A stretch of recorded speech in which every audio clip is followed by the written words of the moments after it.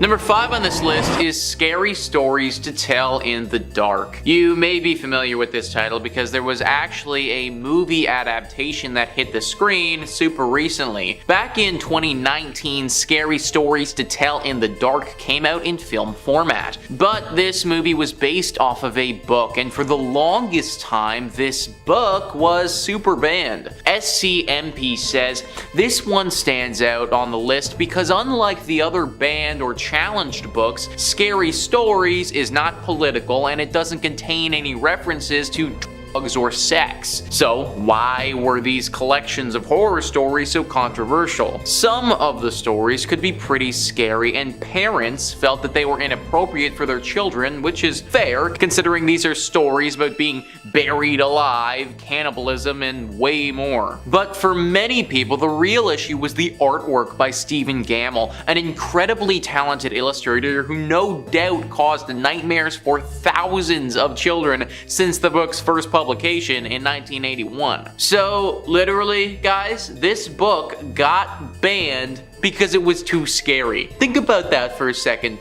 The author literally did too good of a job at making a horror book that people thought no one should read it. If I was the guy who wrote this, then I wouldn't know whether to take that as a compliment or like a criticism, to be honest. The people who banned this thing couldn't hold it down forever though, because at the end of the day, it is some great literature for those who love horror. Number 4 on this list is Fire and Fury. Now, this one I felt like I had to bring up because it happened really recently with the former president of the United States. Skyscape says Wolf's gossipy tell-all describes a dysfunctional presidency perpetually in chaos, zoning in at one point on the day the FBI director James Comey was fired. Comey heard about it on TV. Not all of Wolf's claims are accepted as truth, of course. Trump said he didn't authorize Wolf's White House access and didn't speak to him for the first book. Trump's lawyer Charles Harder sent a cease and desist letter threatening a libel lawsuit in an effort to stop publication. Fire and Fury sold out in its first day of a release as a result. By 2021, Trump was speaking to Wolf for Landslide, Wolf's third book in the trilogy. There were countless scandals during the Trump administration, so I feel like this one was just another notch on the belt. Either way though, the government literally did everything in their power to try and get rid of it and stop us from being able to buy it. The opposite happened though, and because it got so much attention, it flew off the shelves faster than they could print them. Number 3 on this list is Lawn Boy. This story, written by Jonathan Iveson, is one of the most challenged books in America in 2021, and honestly, folks, it really shouldn't be. Esquire says Lawn Boy is the big-hearted story of Mike Munoz, a young Chicano striver working on a landscaping crew in Washington. As Mike fights against the soul-crushing forces of classism and racism to achieve his American dream, he also comes to terms with his sexual identity. Though the novel was written for an adult audience, teens fell in love with Lawn Boy, leading it to be awarded an Alex Prize, an award bestowed by the Young Adult Library Services Association to books written for adults that resonate with teens. Critics slammed the book for the LGBTQ content and sexually explicit material, pointing to a sexual encounter between two young men. Iveson has received hate mail and death threats as a result of campaigns to ban his book, but he remains uncode. When I look at the wealth of great literature that enlightened souls have sought to ban through the ages, how could I feel anything but pride to be listed among them, he wrote. To those who would ban my book and burn me at the stake because they are ashamed of their own past experiences or uncomfortable with any non-binary sexual identifications, I hope you find healing. And literally, guys, shout out Jonathan on that one. When I found out that this book was something that people were trying to ban in literally 2021, it kind of blew my mind. Like, sometimes I think that the world is past stuff like that, and I do want to say that I think most people are. Like in America, 87% of people don't think that books should get banned. So at the very least, regardless of their views on things, they think that there should be a freedom of speech or writing. Either way, the government hasn't actually forbidden you from reading this book. People tried to do that. And I say, you shouldn't listen to them. Number 2 on this list is Animal Farm. So if you wanted to read Animal Farm now, then you probably wouldn't have too hard of a time getting your hands on a copy. But back in the day, this wasn't always the case. In fact, the government for a long time wanted nothing to do with the book. Spyscape says Animal Farm was a target of censors and spies. The satire revolves around farm animals who rebel, hoping to create an equal society. Instead, they end up living under Napoleon, a dictatorial pig. The USSR saw it as a critique of its politics and banned the book. The UAE briefly banned Animal Farm because of its talking pigs seen to be against Islamic values. The CIA, meanwhile, turned it into a propaganda tool and funded an animated movie of the same name, although spies changed the book's ending. If we think about it logically for a second, it makes sense why a government wouldn't want Animal Farm to get read by the general public. This is especially heightened when we think about it from the perspective of a controlling government like the USSR was. In their brain, they probably saw this book as a bit of a threat. The public reads it and then starts getting some sneaky ideas about how they're going to revolt and start their own new country with a totally new government. And then this even goes a step further because the CIA started pushing this book and marketing it as something against the USSR. What was a fictional story turned into this whole political thing caught between the two biggest superpowers in the world when it was released. And number 1 on this list is The Anarchist Cookbook. This book has had a roller coaster of a life since it was written. Big Thing says, since it was first written in 1971, much of its information is out of date. But some topics, like how to make improvised bombs, don't have an expiration date. The book provides instructions for making LSD and tear gas, primers on how to operate various firearms, how to sabotage different kinds of infrastructure, and writing on anarchist philosophy. The book was written by William Powell, a manager of a bookstore in Greenwich Village. Powell quit his job, however, to write the Anarchist Cookbook. My motivation at the time was simple, said Powell in an article for The Guardian. I was being actively pursued by the US military, who seemed single-mindedly determined to send me to fight and possibly die in Vietnam. Its countercultural, violent message proved popular today. It is sold in excess of 2 million copies. It should come as no surprise that the book is infamous and controversial, but the kinds of criticism it attracts varies depending on the source. Governments across the world clearly have a negative opinion of the book. It does, after all, advocate for violent civil disobedience. The Anarchist Cookbook is banned in Australia. In the UK, possessing the book, though not illegal itself, has often been used as evidence in terrorism cases. A teenager was accused of and later acquitted of a plot to assassinate British National Party members in 2008. In 2017, a 27-year-old who had traveled to Syria and possessed a copy was accused of being a terrorist. It turned out that he had merely printed a copy of the Anarchist Cookbook for use in a role-playing game in a university society. So clearly the government does not like this book at all. I think it's a bit much for people to be accused of certain things just by owning the book, but I also kind of see why it happens based on the contents of the text. Just be aware that if you pick this book up, then the government may start keeping tabs on you. Number 5. The Book of the Sacred Magic of Abramelin the Mage. The Book of Abramelin, or more formally, the Book of the Sacred Magic of Abramelin the Mage, is a Jewish magic text that is thought to date back at some point in the 14th or 15th century. Now, it wasn't this initial publication that gave it such a notoriety. There wasn't really a lot of book reviewing going on back then. It was when it was upheld by the 19th and 20th century magicians who made up the Hermetic Order of the Golden Dawn, which kind of sounds like a fake bad guy from an RPG, but is a British secret society dedicated to the practice, research, and upholding of old occult magic ways. Can't be that secret though, because I'm talking about it. One of the founders of the Golden Dawn, one SLM Matters, created the first ever English translation of the book in the 1890s, drawing from a 17th century French translation. Mathers' translation became the definite magic text of the 19th century, eventually helping inspire Aleister Crowley, the legendary legendary occultist and fixture of one of the best Ozzy Osbourne songs ever. There's all kinds of spells and magic inside the text. Some highlights include spells on how to conjure someone into a donkey, summon a monkey to do your bidding, how to bring forth spirits to fetch you goods. The key point in the text, however, is an epic multi-month ritual that, if performed correctly, will allow the sorcerer to commune with their guardian angel other half. The book posits that everyone's guardian angel is another part of their essence, a spiritual other. The ritual involves, I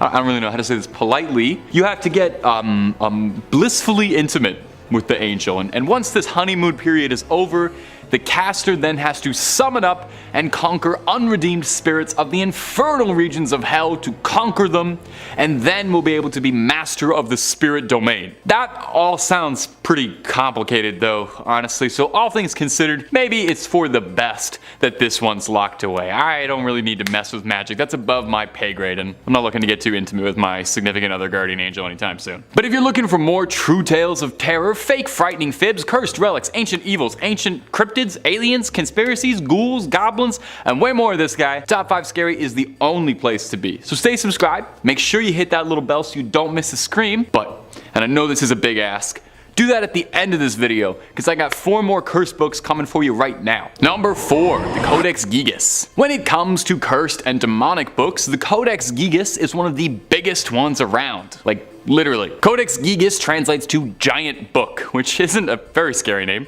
but when you see the size of this behemoth, it starts to make a bit more sense.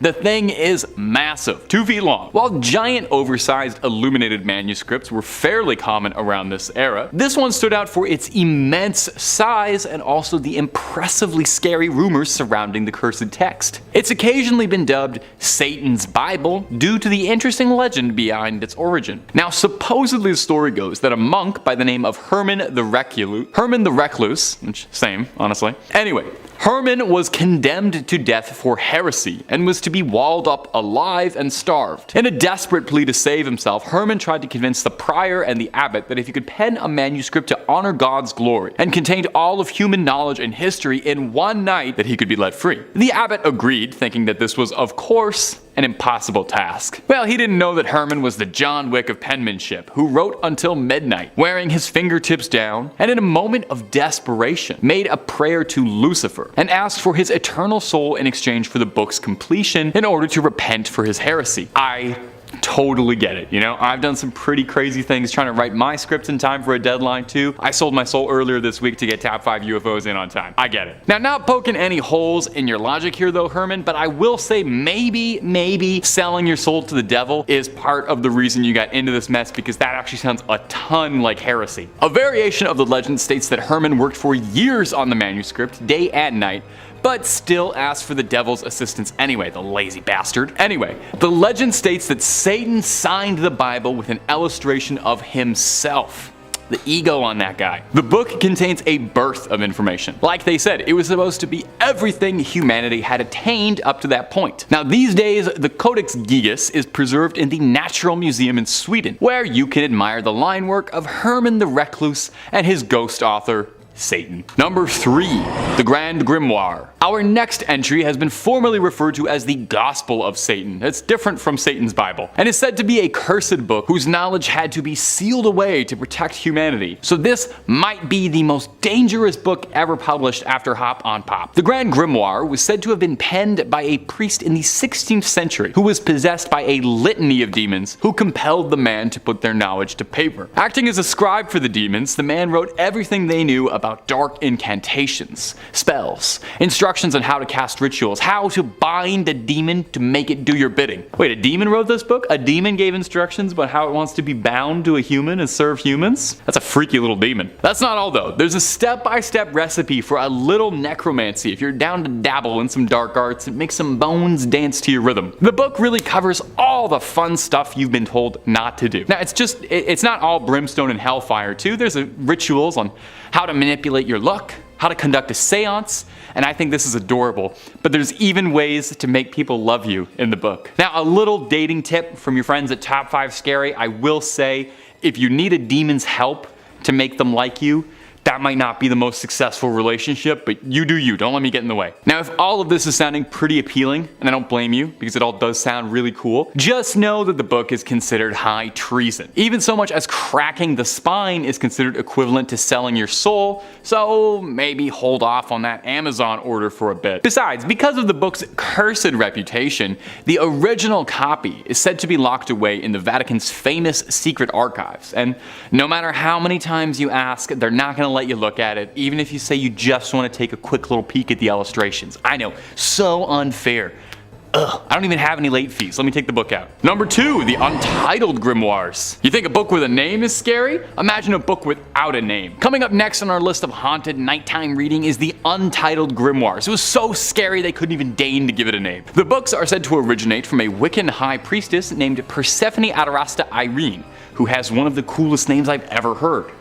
She recorded a book of her family's spiritual history. These manuscripts record Persephone's Wiccan history that she reworked all through her adult life. The first book contains around 250 pages of spells, incantations, curses, enchantments, and some information on gems, planets, rites, potions, and exorcisms. Basically anything and everything that a fledgling sorceress or warlock could ever possibly want. The second book is a little more light, the sequel's a bit of a letdown. It's just alchemy, chemistry, cures, perfumes, and tonics. Now, the first book is believed to be the one to carry the curse, as Persephone's spells are believed in Wiccan culture to contain more power than most other records due to her embodiment of her own soul inside the book. They say all authors put a bit of soul in their work, and it seems as if the Wiccan high priestess took that a bit more literally than most of us do. These books would eventually find their way into the possession of one Alice Montserrat, a close working associate of Aleister Crowley, who you know from earlier in the video as one of the most famous practicers of the occult and lover of white horses. Montserrat left an inscription in the first page of the book, warning to all of those who open it, "To those not of the craft, the reading of this book is forbidden. Proceed no further, or justice will exact a swift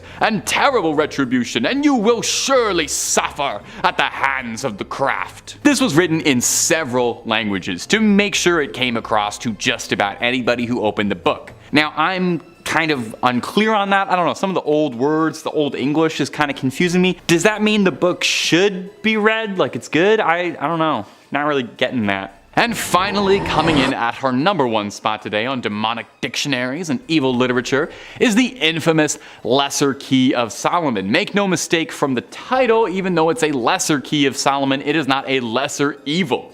It's an anonymously authored grimoire on demonology, so not written by Solomon. It's also known as Clavicula Salomonis Regis, or Lemegeton, is a grimoire. It's a book of magic that gained significant prominence in occult literature. Now, the grimoire is attributed to King Solomon, the biblical figure renowned for his wisdom and mastery over supernatural forces. It's believed to have been compiled in the 17th century, though it draws upon earlier occult tradition and texts. The Lesser Key consists of several sections, or books, each focusing on a different aspect of magic and summoning. The most well-known is the Ars Goetia, which represents descriptions and instructions for evoking 72 demons or spirits, each with its own unique powers and abilities, kind of like Pokemon. These demons are said to be bound by King Solomon and can be summoned and controlled by skilled practitioners. Other sections of the Lesser Key of Solomon includes fan favorites like the Ars Theurgia Goetia, Ars Paulina, Ars Almadel, and Ars Notoria. These sections delve into topics such as angelic invocations, the use of talismans and amulets, and rituals for obtaining divine knowledge and wisdom. Now, the grimoire has had a profound influence on various occult and magical traditions, including ceremonial magic, demonology, and the practice of spirit conjuration. It's been studied and referenced by countless practitioners, scholars, and scary YouTubers throughout history. Now, goes without saying, this is a potentially dangerous text. The act of summoning and working with entities described in the grimoire is not for the faint of heart, and really should be saved for those with a bit of spiritual expertise under their wizard hat. In conclusion, significant grimoire, very, very scary. I'm probably going to leave it closed for now. Its influence and legacy have persisted through the centuries, captivating the curiosity of those seeking esoteric knowledge and supernatural power, or those who are just kind of curious about the whole thing. Number 5 on this list is Shams al-Maarif. This book, from my findings, is not inherently evil in its teachings, but is one of those examples of potentially being a bit too much power for one person to possess. It's a 13th century Arabic grimoire written by Ahmed al-Buni. The book attempts to teach its readers how to perform ancient Arabic magic and is very spiritualistic. This book was super influential in Arabic culture and gained a large following. Many good things have come from this book, but also when you have a large amount of people following anything, some take it too far. Wikipedia writes, in contemporary form, the book consists of 2 volumes, Shams al-Maarif al-Kubra and Shams al-Maarif al-Sugra, the former being the larger of the 2. The first few chapters introduce the reader to magic squares and the combination of numbers and the alphabet that are believed to bring magical effect, which the author insists is the only way to communicate with jinn, angels, and spirits. And that right there is one of the main teachings in this book, the ability to talk to spirits. The amount of scary stories that we've talked about on this channel though, in regards to people trying to communicate with the dead, is crazy, and it shows just how often things like this can go wrong. This has obviously happened many a time with this book, and those trying to reach their departed loved one end up contacting a super dangerous demon. I don't think that there's anything morally wrong with contacting the dead, if the dead are okay with it, of course, but it seems like doing this always ends up with something bad happening. This grimoire won't curse you just by simply reading it, but if you try and perform some of the rituals it suggests, then it's very likely that you could cause some serious harm to you or those that you love. I recommend just avoiding this book altogether. Number 4 on this list is Devarmi Mystery. Now the book in question here is actually a fictional book, and therefore it would be actually impossible for you to read it anyways, even if you wanted to for some reason. But that being said, it doesn't change the fact that it's definitely cursed and extremely evil. If this book was real, then we would need to get rid of it as soon as possible because it teaches humans how to do some very dangerous things. The book is part of the Lovecraftian universe and made its first appearance in The Secret of the Tomb. The book isn't referenced too much in that story, but it's described in pretty good detail in the story The Black Bargain. In that book, it describes Devarmi Mystery as something that told you how you could compound aconite and belladonna and draw circles of phosphorescent fire on the floor when the stars were right. Something that spoke of melting tallow candles and blending them with corpse fat, whispered of the uses to which animal sacrifices might be put. It spoke of meetings that could be arranged with various parties most people don't even believe in, with cold, deliberate directions for traffic with ancient evil. Drawing circles of fire, sacrificing animals, talking with ancient evil, this all sounds like pretty bad news to me. Especially the part that says you can arrange meetings with various parties. It's clear that not only can this book teach someone how to perform any number of spells and incantations, but some of those spells will deal with the summoning of ancient demons and creatures. And if we assume that this book is real and can be read, then that would also mean that the terrifyingly powerful gods Lovecraft wrote about would also be real. Meaning that this book could grant you the ability to summon Cthulhu or something even worse. Summoning your standard demon is already bad enough, but an all-knowing, super powerful god definitely raises the stakes a little bit. This book, from every description I can read about, sounds like something that's just far too dangerous for any human to use and wield safely. If it ever was real and you did happen to stumble upon it, best to avoid reading it at all costs. Number 3 on this list is the Book of Abramelin. Abraham was an Egyptian mage who lived between 1362 and 1458 and dedicated his life to magic. Once Abraham visited Egypt, and there he met a magician, not that magician which you see on TV shows, but that who really knows dark magic and dark secrets. He told Abraham many dark and mysterious secrets and strange things which you and I can never imagine. He told him how to live the dead person, the location of under-earth treasures, how to contact devils. Besides this, he also told him the secrets of becoming invisible and flying in the sky. That last passage that I just read was written by Sharik Kamal while he was listing the most cursed books of all time. This book is known to be dangerous, and it isn't just because of the contents in it either. Yes, summoning the dead and performing dark magic in its own right is very dangerous and has the potential to cause serious problems for you and those around you. This book, though, may just be inherently cursed to begin with. Many people who have read this book, even those who don't go on to perform any of the rituals or incantations that the book describes, have gotten horribly bad luck afterwards. Like the second they opened up the book and started reading, their entire life just flipped on its side. Some have said that afterwards their home became haunted by some dark spirit and they had to move. It's almost as if the book itself is a portal to another demonic dimension and just the action of opening it could cause something to leak out. I'm sure that Abraham was a great writer, but no book is worth dying over, so I won't be reading this one anytime soon. Number 2 on this list is The Great Omar. This book is believed to be the cause of one of the most tragic disasters in all of human history, sinking the unsinkable ship, the Titanic. No, you don't catch Leonardo DiCaprio reading this book in the 1997 movie version, but maybe he should have. This book, even though it is deeply cursed, is potentially the most ornate and beautiful books to have ever been created. In fact, it took over 2,500 hours to create this book, which translates to over 100 full days. One would think that a book of this kind would fetch quite the pretty penny, but that actually wasn't the case. In fact, the man who binded this book, Francis Sangorski, had an extremely hard time trying to sell it to anyone. Finally, he did find a home for it in America and was in the process of sending it over there, but it never reached its destination though, because it was on the Titanic. Now, the reason that people think this book had something to do with the unsinkable ship sinking is because only a week or so after the ship had gone down, so did Sangorski. He died by drowning to death a very short time after the book had also sunk to the bottom of the ocean. This is why people believe that something about this book will curse those around it and potentially lead to someone drowning. I personally think it's a bit of a stretch to just assume that having this book caused the entire Titanic to sink.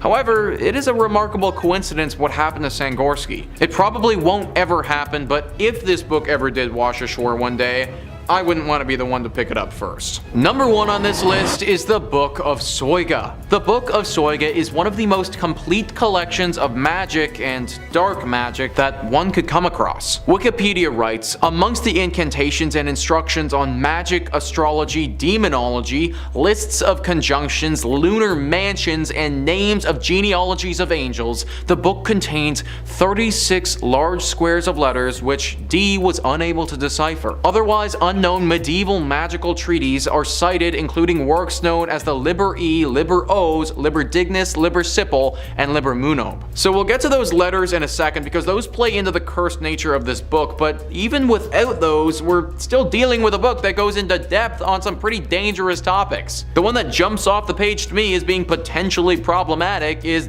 demonology, the study of demons and the hierarchy to them, and also the study of how to potentially summon them. This is certainly problematic and already a reason to not read this book, but let's get back to those letters. In 1608, there lived a man named John Dee. John Dee was fascinated with this book and wanted to figure out how to decode the letters. He reached out to the angel Uriel, and Uriel told him that only the worthy one will be able to crack the code. Truly a chosen one scenario where the book will reveal its secrets to the one that it decides. John Dee tried to decode it anyways, but then a grim fate befell him and he died. Then, very mysteriously, the book disappeared from the face of the earth for almost 400 years, until it all of a sudden reappeared in 1994. Now, it's thought that trying to decode these letters could prove fatal if you aren't the one worthy to do so. There's over 7 billion people on the planet, so the odds that you're the one worthy one and won't die are pretty slim. Not the sort of odds that I'd want to take just to look at some strange medieval letters. Number 5 on this list is the Treatise of the Vessels. The year is 1981. Harrison Ford has already taken the big screen a few times, but is he a leading actor? Yes, Raiders of the Lost Ark takes to the screen, and the beautiful George Lucas and Steven Spielberg brainchild officially solidifies Harrison Ford as being an elite A-lister in Hollywood. Well, this beautiful brainchild of theirs didn't just come out of thin air, but it was very likely inspired by the Treatise of the Vessels. This text is said to talk about some priceless treasures from King Solomon along with the Ark of the Covenant. If found, these would be some of the most valuable things ever rediscovered in all of human history. When there's gold, people are going to come, and the same thing applies here. There are riches galore to be found if someone is able to get to the bottom of this mystery, and the secrets may be within the Treatise of the Vessels. The thing is, it doesn't tell you the exact location of the Ark, so our daring explorers will need to find out for themselves. In case you didn't know, the Ark of the Covenant is said to hold tablets containing the 10 Commandments.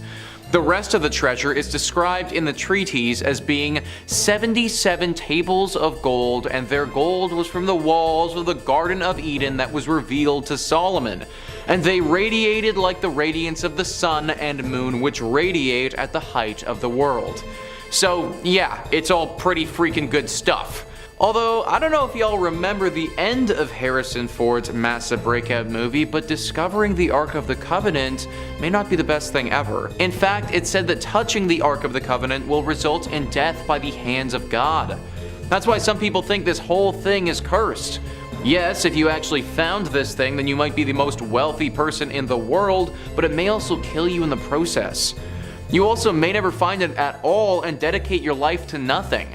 I'd say that you can probably read this thing, just leave the exploring to our main man Indy. Number 4 on this list is the Voynich manuscript. The Voynich manuscript is definitely an interesting one, largely because no one has any idea what it's saying. This is a 250-page book where pretty much all of the words are in an unfamiliar language that we can't seem to decipher. The reason that people think this thing is inherently cursed isn't just because of the gibberish though, it's because of the pictures that go along with said gibberish. Cosmological symbols, weird plants doing weird things, and nude women doing some other weird things are all over this book. It should also be stated that the manner of the drawings are just plain creepy.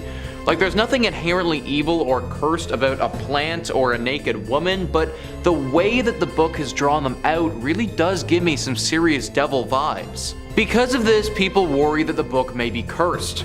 That potentially this is a book from the underworld which somehow made its way to our world. This is why we can't understand the words, but a demon would be able to pick it up no problem. Experts have researched the language, and although they don't know what it is, have discovered some hallmarks that indicate it is a real language of some kind. Therefore, it could be some kind of demonic tongue that we aren't familiar with. Granted, it could also be some other ancient language that's just been lost in time. Demonic language or ancient language, I think based on the drawings, it's clear that whatever is said is probably not PG stuff. Who knows how many gruesome or questionable things this book has been part of in its lifetime. Considering you wouldn't be able to read it anyways, I'd just avoid it altogether. Number 3 on this list is the Handbook of Ritual Power.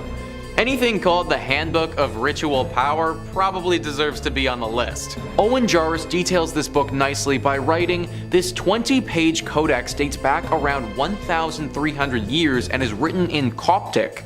It contains a variety of magical spells and formulas including love spells, spells for curing black jaundice, and instructions on how to perform an exorcism. The text may have been written by a group of Sethians, an ancient Christian sect who held Seth, the third son of Adam and Eve, in high regard. The opening of the text references a mysterious figure named Bactiotha, whose identity is unknown. I give thanks to you, and I call upon you, the Bactiotha, the great one who is very untrustworthy, the one who is lord over the 40 and the 9 kinds of serpents," a translation of the text reads. The researchers who translated and analyzed the text call it a Handbook of Ritual Power. It is now housed at the Museum of Ancient Cultures at Macquarie University in Sydney. The university purchased the codex in 1981 from a Vienna-based antiquities dealer named Michael Fackelman. Where Fackelman got it from is unknown. Spells, formulas, black jaundice, all of this sounds quite a lot like some of the other books that we've looked at in the first 2 parts of this series. A book that probably teaches humans some skills that we simply aren't ready to receive. A book that, if it fell into the wrong hands, somebody with evil intentions, could prove to be really, really bad. There are things that need to be left in the hands of higher beings, and making somebody fall in love with someone else may just be one of them. Keep this book locked up and away from prying eyes. Number 2 on this list is the Dresden Codex. Owen Jarvis details once again the Dresden Codex beautifully by writing, "The Dresden Codex is a Mayan text dating back around 800 years. It contains 39 beautifully illustrated sheets with texts and images on both sides. Research published in 2016 in the Journal of Astronomy and Culture indicates that the codex records the phases of the planet Venus so that the Maya would be certain that their ceremonial events were being held on the correct day. The Maya had a really elaborate ritual set of events that were tied to the calendar. Study researcher Geraldo Aldana, a science historian at the University of California, Santa Barbara, told Live Science. They were probably doing large-scale ritual activities connected to the different phases of Venus. Now, for those who don't know, Venus, albeit a very beautiful planet, is often tied to Lucifer. It should also be noted that the Mayans were known to perform the occasional human sacrifice, and I don't think it's a stretch to say that this text most likely contains dates when human sacrifices are to be performed. The Dresden Codex would have acted as an agenda to make sure that our Mayans kept on track with their sacrificial rituals to honor Venus. For this reason, it's thought that this codex is cursed with the souls of those who were sacrificed. It's also very dangerous to perform any of these rituals, as they will likely involve the loss of human life and potentially reaching out to some very dangerous gods. This is the oldest surviving Maya book, and for that reason needs to be kept around for research, but I wouldn't recommend the average person giving it a read. And finally, number 1 on this list is Liber Linetus. This text is currently considered to be the longest lasting Etruscan text in all of history. It dates back to the 3rd century BCE, and because not much is known about the Etruscan language, it remains mostly untranslated.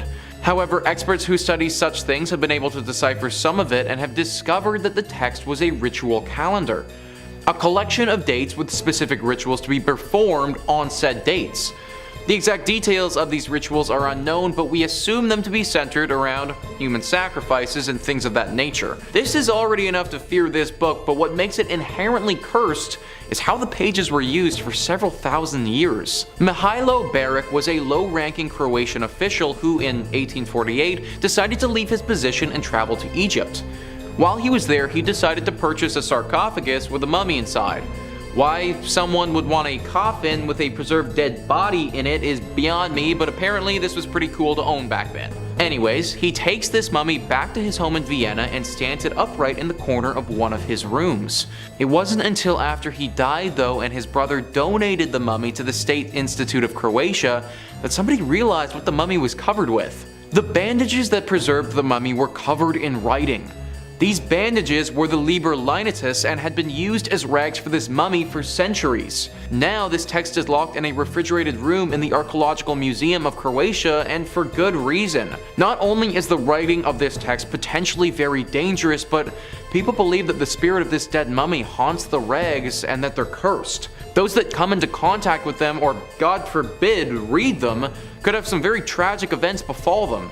For this reason, I highly recommend staying away from the Liber Linetus at all costs. Number 5 on this list is Long Lost Friend. This book is really interesting because even though there are multiple copies around the world, there's only one particular copy that has a serious curse to it. The book itself was written in 1820 by John George Homan and is basically a collection of spells and other folk remedies that would be very useful if you were running a farm. A lot of the content in the book has to do with healing livestock and casting a spell to have better yields come the harvest. One copy of this book, though, was pretty much directly responsible for the murder of its owner. Orrin Gray writes, while the book itself is intended to be benign, containing as it does wonderful and well-tested remedies and arts for men as well for livestock according to its original German title, the tome took on a rather sinister reputation following the so-called Hex Hollow murder committed by John Blymer, John Curry, and Wilbert Hess. The three men broke into the home of their neighbor Nelson Raymer because they said he'd put a curse on them and they were trying to find his copy of the Long Lost Friend and destroy it in order to end their affliction.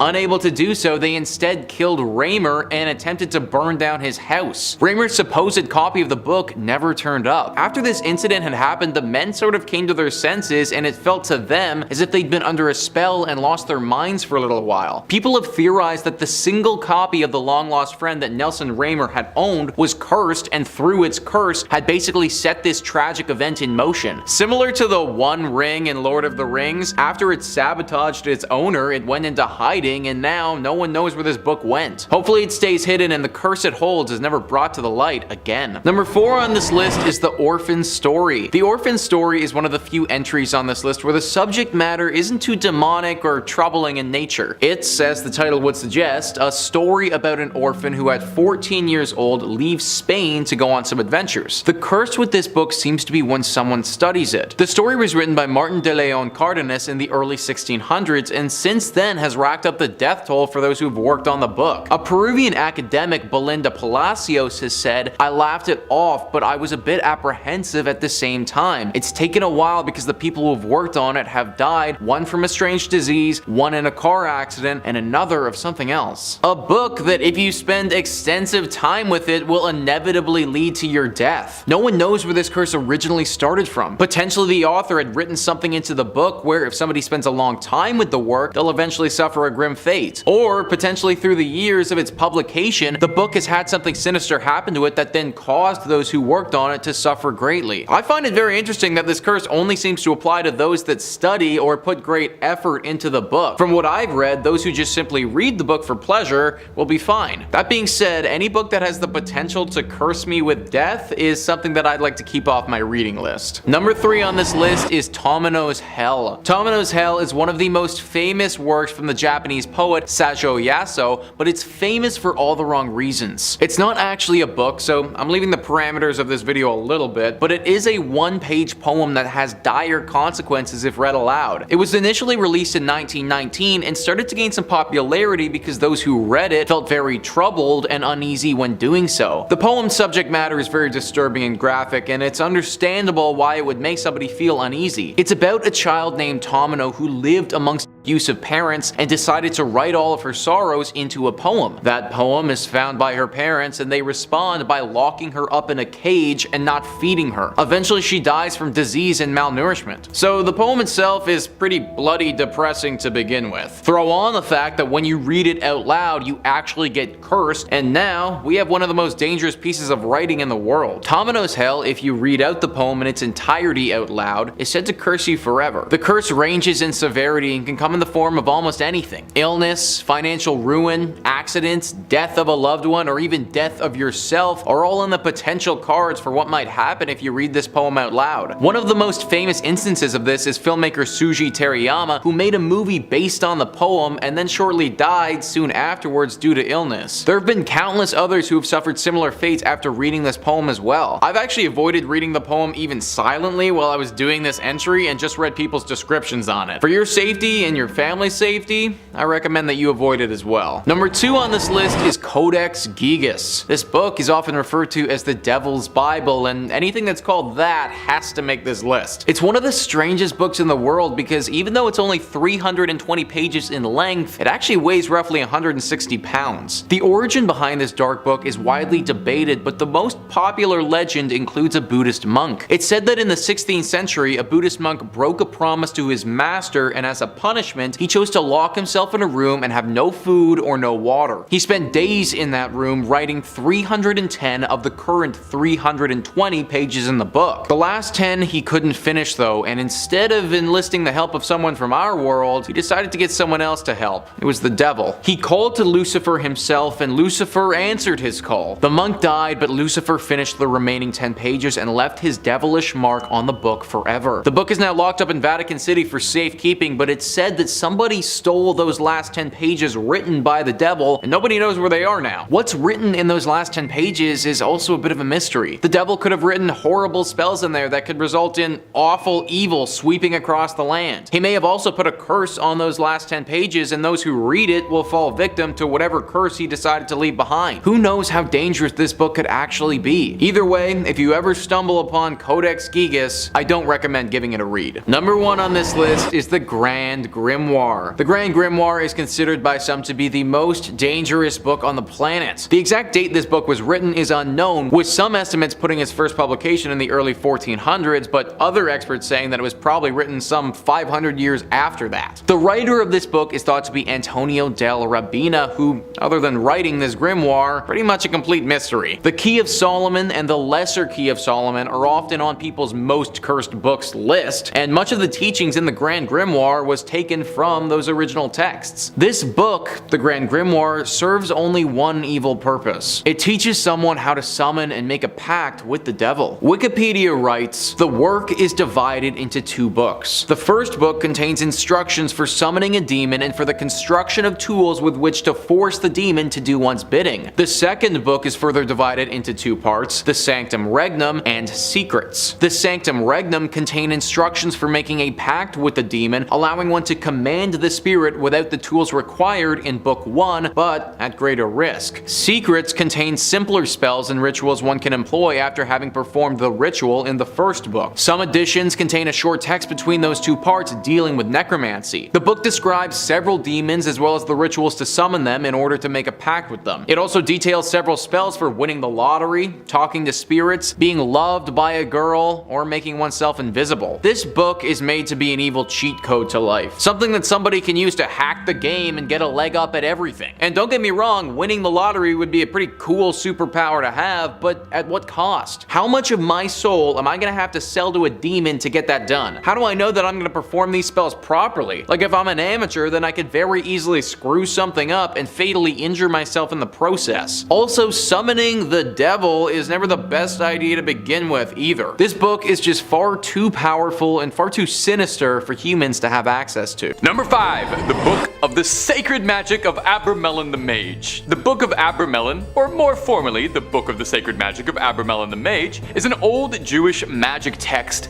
that is thought to date back at some point in the 14th or 15th century. Now, it wasn't the initial publication of this book that gave it its notoriety. Instead, it was when it was 19th and 20th century magicians who were in the Hermetic Order of the Golden Dawn, which is a British secret society dedicated to the practice, research, and upholding of old occult magic ways. But hush hush, you didn't hear that from me. One of the founders of the Golden Dawn, S.L.M. Mathers, created the first ever English translation of the book in the 1890s, drawing from a previously established 17th century French translation. Now, Mathers' translation quickly became the definite magic text of the 19th century, eventually helping inspire Aleister Crowley to inspire his system of magic, the legendary occultist and fixture of one of the best Ozzy Osbourne songs ever. That solo still goes, man. Now, there's all kinds of spells and magic inside this text. Some real highlights include spells on how to conjure somebody and turn them into a donkey, how to summon a monkey to do your bidding, that sounds great, and how to bring forth spirits to fetch you goods. The big key point in this text, however, is an epic,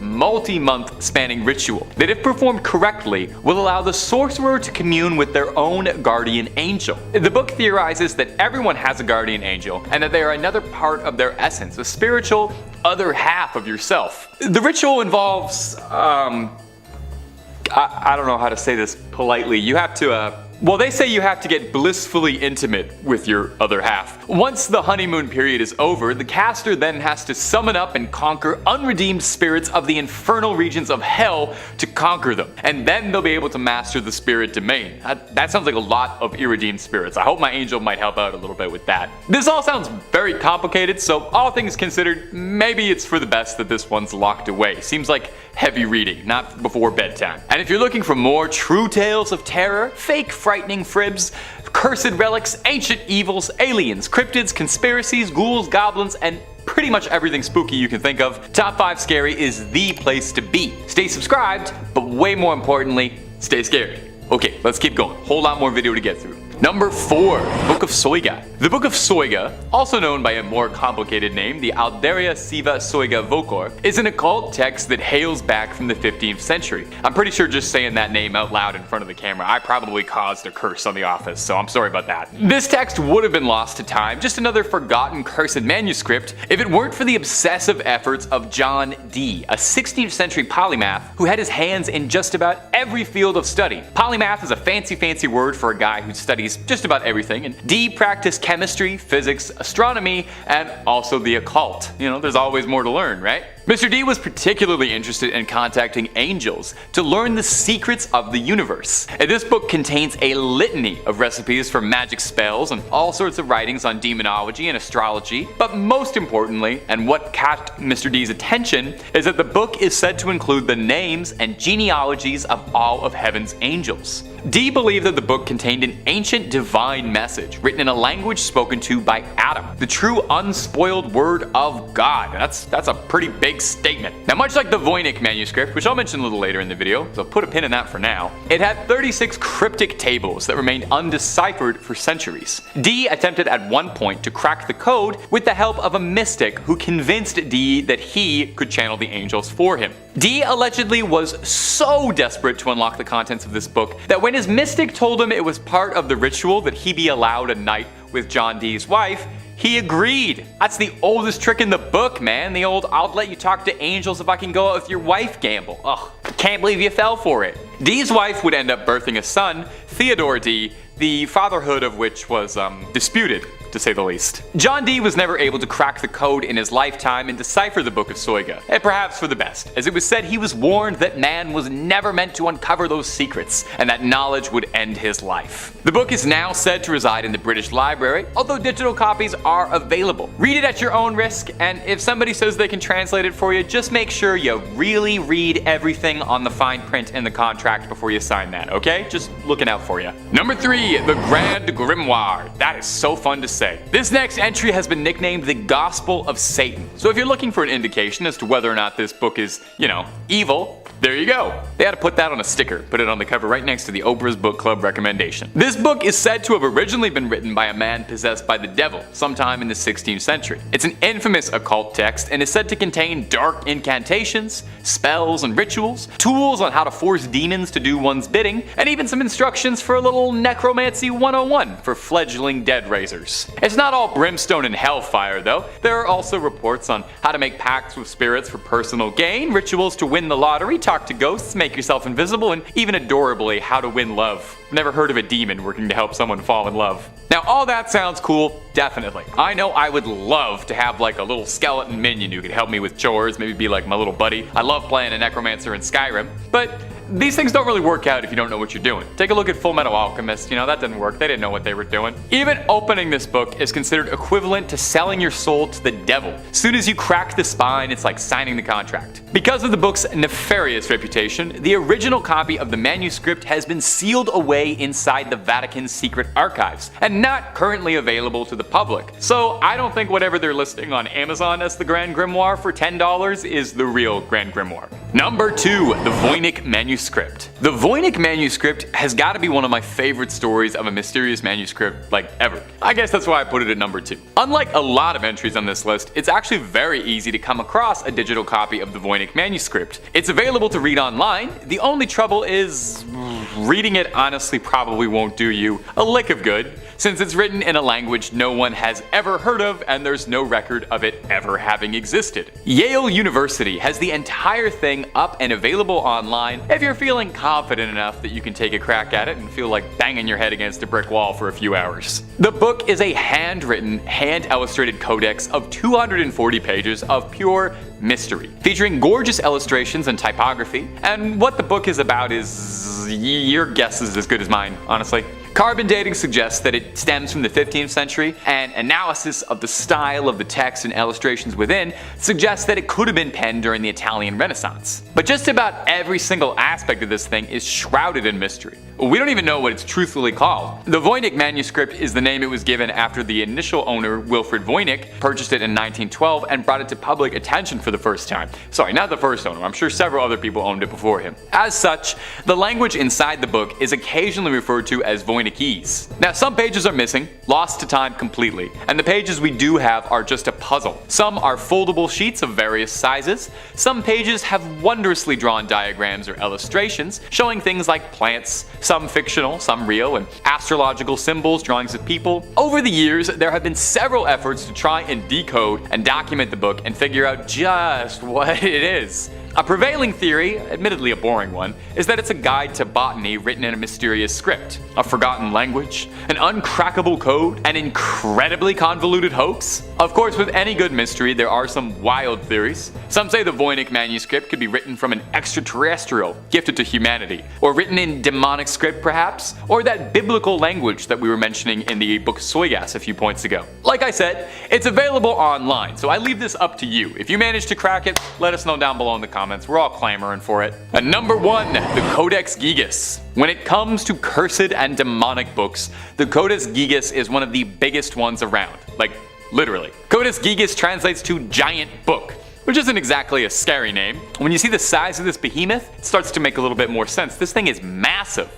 2 feet long. Now, giant, oversized, illuminated manuscripts were pretty common around the area the book was penned, but this one stood out for its immense size and the dark rumors surrounding the supposedly cursed text. Don't even try reading this thing, just lifting it'll give you a hernia. That's the curse. It's occasionally been dubbed Satan's Bible due to the legend surrounding its origin. It's a good story, so get cozy. Supposedly, the legend goes that a monk by the name of Herman the Recluse, which is also what they used to call me, was condemned to death for heresy and was to be walled up alive and starved. In a desperate plea to save himself, Herman tried to convince the prior and the abbot as a whole that if he could pen a manuscript to honor God's glory, and that it would contain all of human knowledge and all of human history in one book, and if he could pen it in one night, he would be let free. The abbot agreed, thinking this was, of course, impossible. Herman wrote until midnight, wearing his fingertips down, and in a moment of desperation, made a prayer to Lucifer and asked for his eternal soul in exchange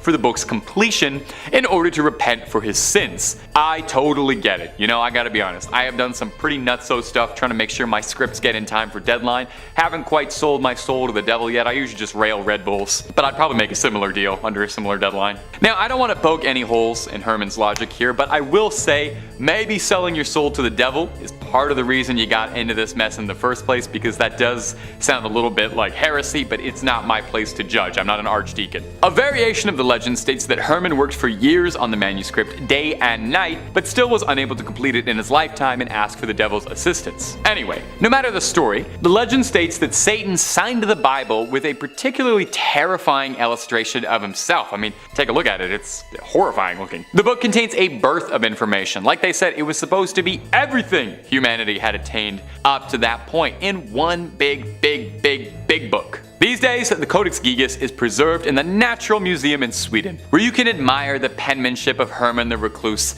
and his ghost author Satan. Number 5. The Necronomicon. To ease our way into this list, let's begin with a supposedly completely fictional book created by the famous writer H.P. Lovecraft. Also referred to as the Book of the Dead, the Necronomicon appears in several of Lovecraft's stories where it was supposedly written in the early 1700s by an Arabic man named Abdul al-Hazrad, who was a devotee of the demonic deities Yog-Sothoth and Cthulhu, before he was apparently horribly devoured by an invisible demon in front of a presumably very confused and very terrified crowd. After this, the work was apparently translated and passed down over the years, having versions made in Greek, Latin, and English, while simultaneously being banned by various political and religious figures throughout history. Lovecraft was very sparing with the details about the contents and appearance of the book, believing that the mystery made it more frightening, though sections of it are quoted in his stories, such as the famous couplet appearing in The Nameless City, which goes, "That is not dead which can eternal lie, and with strange aeons even death may die." Over the years, Lovecraft was asked several times if the Necronomicon was in fact a real book, but he would always answer that it was not,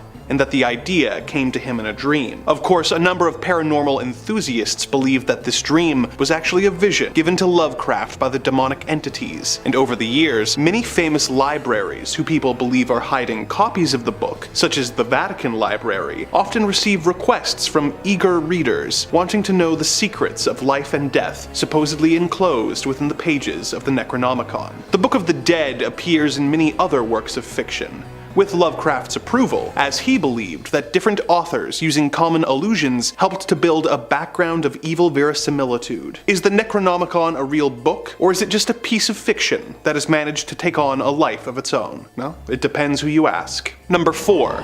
The Lesser Key of Solomon. The Lesser Key of Solomon is a grimoire compiled in the 17th century from materials that were already centuries old at the time of the book's original publication. The volume is divided into 5 books, books, one of which contains instructions on how to grant the practicing magician an eidetic memory and the ability to instantly learn materials. Another of the books teaches the user how to contact angels using a wax tablet and a method known as scrying. Two of the other books describe the 24 different angels and their relation to the 24 hours in the day, and the 360 spirits of the degrees of the zodiac. However, the Lesser Key's most famous book is known as Ars Goetia, which contains 72 sigils, each representing a different demon, as well as instructions on how to summon the 72 demons, and even how to control them. Before you go searching for a copy at Barnes & Noble, consider the following. The Lesser Key of Solomon is apparently a cursed book, with anyone who owns a copy of it reportedly being subject to constant bad luck, or in some cases, even death. Some owners of the book have reported seeing the pages turning by themselves, and even flying across the room, while hearing whispers and seeing dark shadow people. If this warning has reached you too late, and you have already fallen victim to this horrible curse, the good news is that it can apparently be broken by burning all the pages and disposing of the ashes. No one knows for sure who wrote the Lesser Key of Solomon. Some of course believe that it was written by King Solomon himself as a gift for his son, but others believe that it was actually dictated by some of the 72 demons in order to give themselves a means of crossing over to our world. Whoever actually wrote it, I hope that it was done with the purpose of helping us control the dark forces that are knocking on the door of reality, and not the other way around. Number 3. The Book of Soyga. This 16th century treatise on magic, written in Latin, came into the possession of the former advisor of Queen Elizabeth I and famous mathematician, astrologer, alchemist, and occultist John Dee in the year 1580. The book was filled with spells and instructions on how to summon demons, but most curious of all were the several pages which were covered in more than 40,000 letters, all seemingly distributed at random. John Dee spent 2 years trying to crack the code that would allow him to read the book, but could not. In 1582, his colleague and fellow occultist Edward Kelly offered to perform a seance using a special mirror which would allow the Archangel Uriel to speak through him. They performed the ritual, with Dee recording the dialogue between himself and the angel in his spiritual diaries. Dee began the conversation by asking, "Is my Book of Soyga of any excellency?" The angel replied in Latin that the pages of the book were indeed special and were revealed to Adam by the good angels of God in the Garden of Eden. When asked if he could help them translate the tablets of letters which comprised the final 36 pages of the book, the angel responded that only the Archangel Michael had the power to decipher it. Dee would spend several more years failing to decipher the final pages of the book, while concerned at the rumors that the book was cursed and would bring death to anyone who translated it within 2.5 years. The book eventually went missing and was considered lost to history, with the only references to it being in Dee's various diaries. This changed in 1994 when a John Dee scholar searched the British Library. It had been searched many times before, but all the previous searchers had made the mistake of looking for it under the letter S for Soyga, instead of using the book's alternate title described in one of Dee's diaries, Alderia Sive Soyga Vocor. The scholar found 2 copies of the book using this method. In 2006, a mathematician was able to use a computer to analyze the 46,656 letters of the tables and discover the different keywords that each coded page used. This also revealed that the spelling errors between the 2 books proved that they were both actually copies of an even older text of unknown origin. The author of these texts is still unknown, and though the supposed angel said it was dictated to Adam by angels, the idea of angels in the Garden of Eden teaching Adam how to summon demons seems inconsistent with the established biblical lore. Is this supposedly cursed coded grimoire actually authored by some sinister and malevolent force? And what purpose was the book intended to fill? The more we learn about this book, the more mysterious it seems to get. Number 2.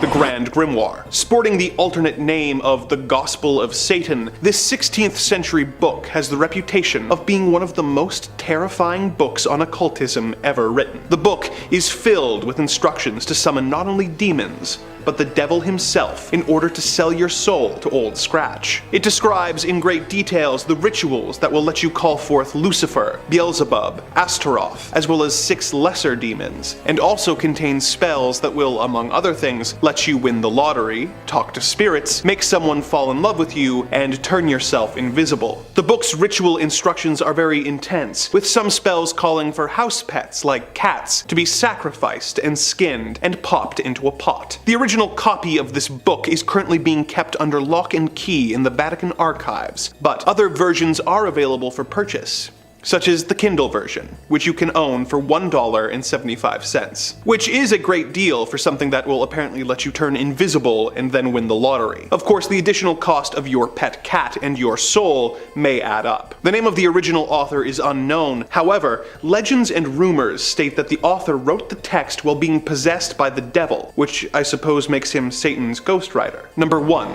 The Voynich Manuscript. The Voynich manuscript is a coded book that was believed to have been written at some point in the early 15th century. It was discovered in a locked chest in Rome in the year 1912, and deciphering its history and, more importantly, its meaning has been a goal of several different scholars for many years before and since. Its first known owner was believed to be Rudolph II. Rudolph apparently thought that the mysterious book had been written by Roger Bacon, and purchased the book for a huge amount of money, roughly 600 ducats of gold. The first 100% confirmed owner of the text was an alchemist named George Barish, who found the mysterious book in his personal library, unsure of its origin. It was passed from him to a variety of scholars, emperors, and officials, all of whom failed to decipher its bizarre text and illustrations. Several of the world's best cryptographers from the First and Second World War have tried to decipher its 240 pages, and have not found any way to read the book. Some of the pictures include detailed sketches of plants that are not found in nature, and zodiac signs. As you might expect, there are several theories about the purpose and the author of this book, with some believing that it was a herbology text written in a lost shorthand, and others having more outlandish theories that it was created by aliens from another world. One theory is that the book was written by either a demon or the devil himself, and that anyone who manages to translate its contents will unleash a curse upon the world. A theory they believe is bolstered by the fact that several people who have attempted a translation have gone on to suffer several years of bad fortune. Whether the origin of this book is human or demonic in nature, it is still the most mysterious and curiosity-inducing book in human history. Number 5 on this list is the Picatrix. The Picatrix is a large grimoire compiled of all Arabic magic. The content associated with this book is so abhorrently graphic, though, that it's often avoided by people who study such books. The book lives in the world of astrology and tells its reader that their magical abilities will be powered by the stars. In the book, you can be able to hone the power of planets like Saturn and Jupiter and use that power to your liking. Typically, the spells in this book, though, are of an evil nature. The spell that follows is about creating a wasteland for you to live in. On the day and hour of Saturn, with the second face of Capricorn ascending with Saturn standing in it, place the thin sheet in the place that you desire to be depopulated. The harmful power of Saturn will flow into it, and it will never be populated for as long as the thin sheet shall stand there. The spell there doesn't even explain that you need to coat this thin sheet that you're using with fluid from a pig's brain for it to work. However, it's grotesque spells like this that have many experts avoiding this book at all costs. The book is filled with rituals and spells that are just plain wrong, and honestly, I don't know if even praying beforehand is enough to read this book. I just avoid it at all costs. Number 4 on this list is Fahrenheit 451. Fahrenheit 451 is a book that was written by Ray Bradbury that was published in 1953. The book is all about a dystopian United States where books are completely outlawed, and if anyone is to read a book, then these people called firemen will attack your home and burn it to the ground, all of your belongings as well. The book has actually received some pretty exceptional reviews and is a pretty unique take on a dystopian world. Unlike some of the other entries on this list and in our past parts, there's nothing inherently evil about the words in this book. It won't teach you how to praise the devil, and reading it won't curse you or make you susceptible to demonic possession. However, reading one version of the book that was published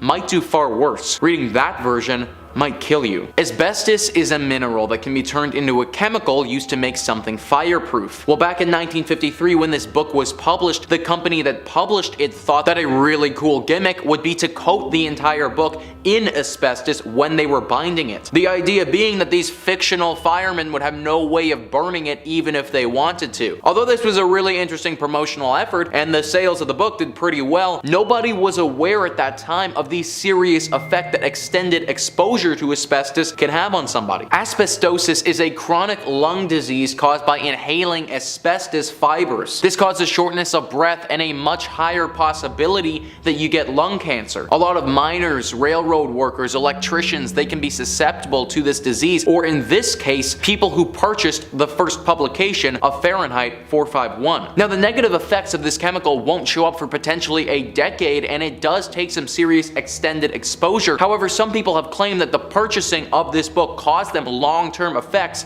later in life. If you bought this thing and then put it on your bookshelf to sit for years, then you could be inhaling this chemical for years without even realizing it. I suppose this book wouldn't fall under the conventional definition of being haunted, but I certainly wouldn't want to be reading it if I was you. Number 3 on this list is The Prophecies by Nostradamus. We've talked a decent amount about Nostradamus on this channel before. If you missed those videos and you don't know who he is, then Nostradamus was a French astrologer and seer. He lived from 1503 to 1566, and we still talk about him today because of his work called The Prophecies. The Prophecies is a collection of poetic quatrains which are short poems of only 4 lines. He made 942 of them and called the book The Prophecies because that's exactly what these poems are, prophecies. Through these prophecies, Nostradamus is credited with having predicted the use of nuclear weapons, the rises of Napoleon and Adolf Hitler, the death of Princess Diana, the attacks on the World Trade Center, and that's just to name a few. The reason that I'm including this in this video about having to pray before we use it is because we've got to hope that Nostradamus was wrong. A lot of the predictions that he's made for the coming years, they're extremely detrimental to human life and the planet as we know it. For instance, in 2022, a few of the grim predictions Nostradamus has is that Paris will become under siege, Japan will get hit with a record-breaking earthquake leaving thousands dead, and the entire planet will enter a war based off of climate change. That's only a small selection of the predictions this guy has going on for the coming year, and they don't sound too appealing to me. If you ever were to read the prophecies in its entirety, then just pray that this book isn't haunted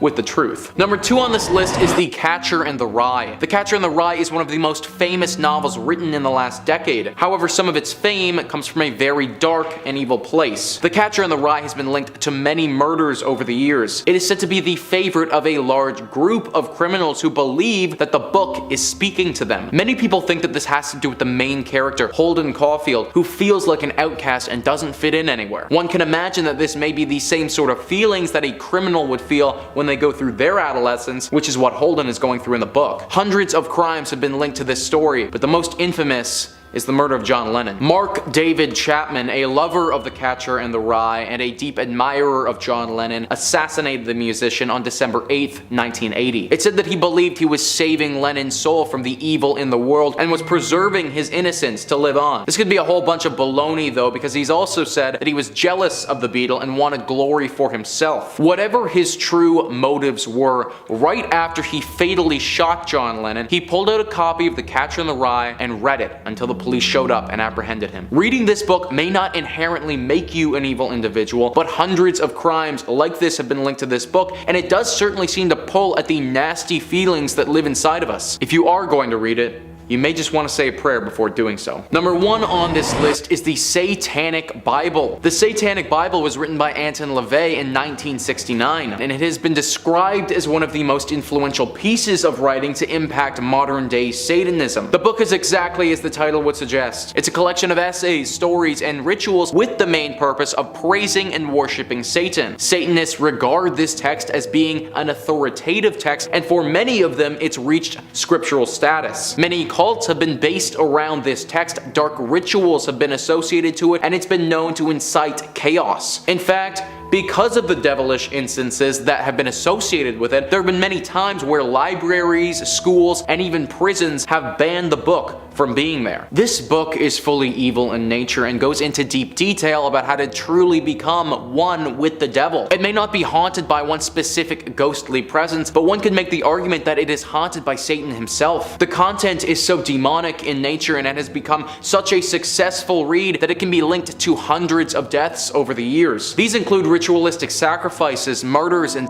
suicides. If you ever were to read this book, then I would recommend praying beforehand to avoid falling into a deep and somber rabbit hole. I'm sure that reading the book would be an interesting intellectual study, but surrounding yourself with that much darkness, it isn't healthy for the human mind. Number 5 on this list is the Sacred Book of Abramelin the Mage. This book was written by, and yep, you guys guessed it, Abramelin. Abramelin held a belief that every single person had their own unique personal demon within them. Kinda sounds like the guy who's been through a few rough breakups if you ask me. He believed, though, that even though we all had this personal demon, that it could be tamed and it could be controlled. Sort of like this inner power that you have that once you're capable of controlling, it will be very, very strong. If you have this inner demon tamed, then you'll be able to perform supernatural feats and abilities that the average human won't be able to do. That's basically what this book is all about. Taming your inner demon and learning to work with it so that you can harness that power. Then, once you've done so, this book will teach you what sort of powers you're able to perform. Now, this all sounds pretty legendary, actually. I think that everybody would love to be able to channel some magical part of themselves and perform supernatural feats. The book, as with many on this list, though, comes with a downside. If you have this book in your possession, then you're said to be haunted by spirits from another dimension. And these spirits will bring you horrible luck. Maybe if you channel your inner demon quick enough and then get rid of this book, it could be worth it, but something tells me that it's going to take longer than an afternoon to do that, which probably makes this book too dangerous to use. Number 4 on this list is the Arabetel. The Arabetel, or the Arabetel de Magia Veritum, is an ancient text that has some questionable things in it. Although the intentions of this book are good and it may have helped some individuals live a better life, there are dark things in here as well, and the better life can't be said for all people who use this book. Ancient Origins writes, the Arabetel is a Renaissance period grimoire and one of the most influential works of its kind. Unlike some other occult manuscripts that contain dark magic and malicious spells, the Arabetel contains spiritual advice and guidance on how to live an honest and honorable life. The Arabetel is said to have been written in 1575 AD. The author remains unknown, although it has been speculated that it was written by a man named Jacques Gohori. The focus of the Arabetel is on nature and the natural relationships between humanity and a celestial hierarchy. It centers on the positive relationships between the celestial world and humans, and the interaction between the two of them. The Arabetel was an extremely influential work for its time. So as we can see, this ancient text isn't inherently evil in nature, or at least that wasn't its initial intention. However, this book has been connected to some urban legends, and one copy of the text in particular is definitely cursed. It's believed that back in the 1600s, this book fell into the property of a young Polish farmer. The farmer grew obsessed with this book and the dark and malicious spells that it contained. He cursed his rivals and made it so that their crops would never grow. He turned into this evil warlock who the whole region feared. Even though they feared him, they weren't going to give up all hope.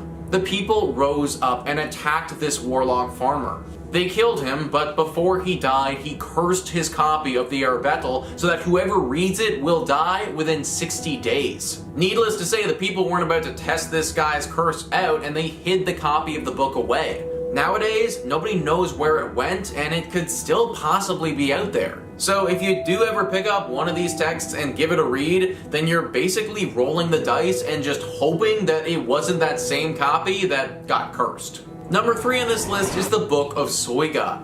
The Book of Soyga is one of the most intriguing books on this list. Humans like things that are hard to come by, things that are rare and often valuable to us. Diamonds are beautiful, but it's actually the rarity and difficulty in finding the diamonds that make them as valuable as they are. Well, the Book of Soyga took a book from those precious stones, and it's definitely hard to come by. The style inspiration says, dating back to the 16th century, the Book of Soyga, also known as the Aldaria, is a Latin essay about demonology with only 2 known copies in existence. One was owned by the scholar John Dee, and his elder brother devoted his entire life to decoding the Book of Soyga. Though he successfully determined that the book was full of dark rituals and incantations, he struggled to figure out the final 36 pages. His obsession with figuring out the content of those final pages drove Dee to insanity. Obsessed, he even hired a medium to summon the Archangel Uriel to help with the translation. Speaking through Dee's medium, Uriel apparently explains that the book came into existence when Adam ended paradise and that it could only be interpreted by Archangel Michael. After Dee's death, the book was thought long lost until 2 copies were found in 1994. Since then, many have been tempted to try and complete these works, but it comes with a serious risk.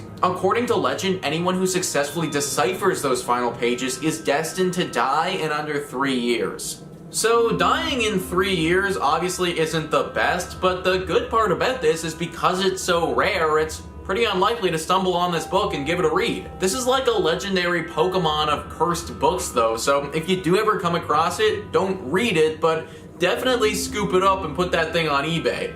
In that case, the Book of Soyga might actually be a blessing. Number 2 on this list is the Lesser Key of Solomon. This book is so cursed that it doesn't even need to be read to curse you. Literally just being in its proximity can do the trick. Slapped Ham writes, the Lesser Key of Solomon, also known as the Clavica Solomon's Regis, is a cursed grimoire of demonology. Its original authors are unknown, and it's said to be comprised of texts compiled sometime in the 17th century.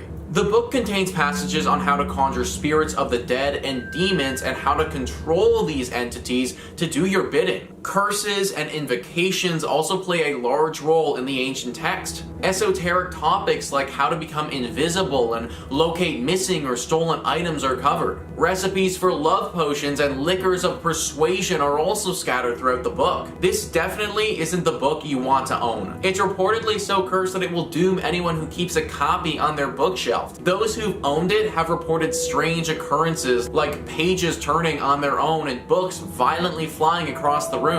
Strange whispers and shadow creatures have also been reported by owners of the manual. Owning the Lesser Key of Solomon is also believed to bring about catastrophic bad luck. It's said that the only way to break the book's curse is to burn the pages and properly dispose of the ashes. Finally, someone making some sense. How many times have I gone on this channel and talked about how we just need to start burning things? Cursed books, cursed houses, cursed objects. Screw all of it, let's just burn it. At the end of the day, this stuff is really cool, but I'm not out here trying to have my life ruined by some weird book. Burn it hot and let's be done with it. And finally, number 1 on this list is the Codex Gigas. Codex Gigas is one of the closest things that we have to a Bible for the devil. And anything that carries a weight to it like that needs to be on this list. The Style Inspiration says, at 92 centimeters, the Codex Gigas is the largest extant medieval illuminated manuscript in the world. Just like everything evil, it comes with 2 names, and the Codex Gigas' second name is more than a little foreboding: the Devil's Bible. The history of the book is heavy to say the least. It was written by a monk who had broken his spiritual vows, and for his crime, the monk was sentenced to die entombed behind a brick wall. The night before his death, the monk began chronicling everything he knew about the human experience in a book. So, the story goes, realizing he wouldn't have time to finish it, he apparently summoned Lucifer and asked him to complete the project in exchange for his soul. The book was then allegedly completed by the devil himself. It's overflowing with dark rituals and imagery, and even includes 19-inch drawings of the devil and other demonic entities. Now, obviously, because this was written by the devil, there are some side effects from reading the thing. People have reported watching their friends become possessed as they read it. Now, it's currently on display for people to go take a look at the National Library of Sweden. But be very careful if you ever do go take a look, because clearly, this is the work of the devil. In at number 5, we have Tamino's Hell. Okay, so this one is a poem rather than a full book, but it still holds an ancient curse that it is worth sending a warning about. It was written by Japanese writer Seijo Yaso. Not much is known about the writer. He published the poem in 1919 in his 27th collection of poetry. Seijo lost his sister and his father during World War I. It is said since that happened, he was in a constant state of suffering and grief. Since the poem gained its reputation for the curse, many have given their opinion how the book became such a danger. Many believe that Seijo was vulnerable to demons while he was in his suffering state, that he might have been persuaded to do their bidding to ease his pain. He allowed them to curse the poem in such a way that when it was read out loud, it would cause those who heard it to suffer. It is unknown if Seijo was aware of the consequences of his actions when he published the work. The work itself seems to almost confirm this, as it follows a young boy who has suffered loss in his descent into hell. When the poem was released, there quickly came reports of sudden passings. One woman is said to have died moments after reading the poem out loud. Others have complained of chest pains, sharp pains in their brain, along with many other severe symptoms. symptoms. Many people got sick and others passed away suddenly from illness or bizarre accidents. The one passing that was most famous was that of Japanese filmmaker Terayama Shuji. Shuji made a film based on the poem in 1974. The film was believed to have been cursed by the poem when Shuji passed away suddenly shortly after it was released. The book has since become a terrifying legend, and those who know of it try to avoid it at all costs. In 2004, the writer Inu Haiko published a book based on the poem. This brought the poem to a new audience. Since then, more people have found the poem online to test if the rumors are true. Those people reported weird occurrences and horrific accidents after they read it. In at number 4, the Book of the Sacred Magic of Abramelin the Mage. The Book of the Sacred Magic of Abramelin the Mage is a book of mystic arts written by Abraham for his son Lamech. It was a 3-part 15th century book. It was translated in the 1900s. Once translated, it developed a reputation for being cursed. Abraham wrote his book based on the idea that every person has their own unique personal demon. The book contains rituals to help the reader summon and control their demon. It's told that once you could do this, you could perform supernatural feats. It is said that if you own this book, you will also get the attached curse. Anyone with a copy in their possession will be haunted by spirits from another realm. People unlucky enough to own the book have had bad luck follow them, and some even met an early demise. It is said that the incantations that give you the ability to control your demon releases the curse and opens you up to demons from the other side. Fun stuff. In at number 3, we have the Great Omar. Some call the Great Omar the most cursed book of all time. Unlike other books in this list that might unleash a curse on the person or people who open it, the curse is often contained. This book, however, has been linked to many great tragedies throughout history. People were captured by the beauty of this book. The beauty of the binding hid the curse from the world and enchanted buyers. The book was embellished with over 1,000 jewels, with 5,000 leathers on lays and 100 square feet of gold leaf. It took the team of craftsmen over 2.5 years to make. Only one was ever made due to the grandeur of the book. When the book was finally completed, it was sold at auction for £1,000 and shipped to New York for display. The book went down on the Titanic and was destroyed. Some say it was due to the book being on board that the ship went down when further misfortunes followed anyone involved. The creator of the book drowned while trying to rescue a woman a few weeks later. His partner decided to recreate the book. Again, this was a long and painful task, costing him a lot of time. Once the second book was created, it was placed in a vault in London. He wanted it to be reserved so that it would not meet the same fate as the first. Unfortunately, the vault and the second creator were both destroyed in the bombings of World War II. Was this a coincidence that both books and creators were destroyed? Some think that an ancient curse latched onto the book on creation. This then passed to the second on creation. Was it due to the story inside? Little is written on the book. People only ever paid attention to the cover. This may have been by design. The company that created the books then passed on to one of the previous owner's nephews. After his retirement, he decided to do a personal project and recreate the book. This copy lives in the British Library to this day. I would not risk attempting to touch or read it though. His past seems like a clear warning. In at number 2, we have the Grand Grimoire. The Grand Grimoire is also nicknamed the Gospel of Satan. It is an occult book written by a man in the 15th century. Little is known about the man who wrote the book, but he is believed to have been possessed by the devil. On completion of the book, the devil passed from him into the book. The book is known to be cursed by the devil. You're advised to not attempt to read this book. A grimoire is a book of spells. The particular spells in the book are dark and twisted. Often some form of sacrifice is needed to complete any of the spells. You would need to be willing to perform some truly evil acts if you wanted to be successful with these spells. A lot of people look for this book due to its promise to be able to bring loved ones back to life or summon demons. Many people who are grieving loved ones who passed too soon try to use this book to bring them back. This is extremely dangerous, and not only will it may not work, but it might backfire and cause your own demise. This book has such a dark reputation, it has been the most feared book since medieval times. Of course, it goes without saying that you should avoid this book, really any book that promises it can summon demons, as that is usually a big sign that it might be cursed. Catcher in the Rye? What the f***? Everyone's read this book. I'm not possessed.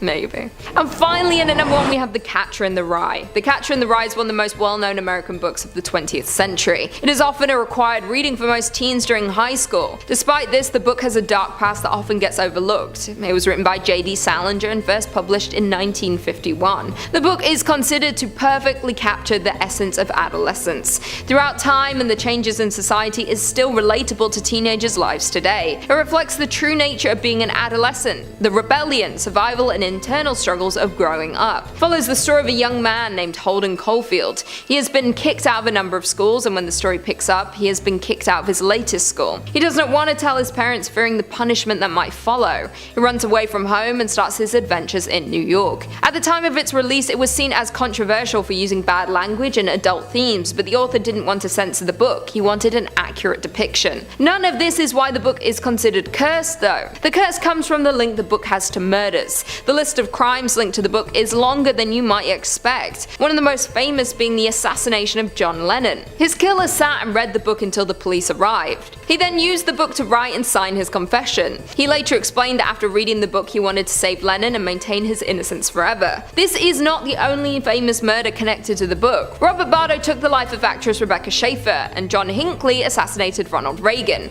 Both were carrying copies of the book while committing their crimes. It is unknown why this curse turns people into killers or how this book became cursed. It appears that it has the power to turn certain readers into criminals. It seems that it does not have the ability to make everyone behave in the same way. Maybe if you read the book at a low point in your life, you'll be susceptible to the curse. So there is a chance you'll read the book and be fine, but there is a risk that it will intercept your mind with the dark thoughts. It seems to make the reader believe they need to cleanse the world, so if you do have to read this, please just be careful. Coming in at number 5, we have Codex Gigas. The Codex Gigas is also known as the Devil's Bible. It was written in the 16th century by a monk. It has been told that the monk had broken his vow. He was then put on trial for breaking his vow. This is not something that was taken lightly.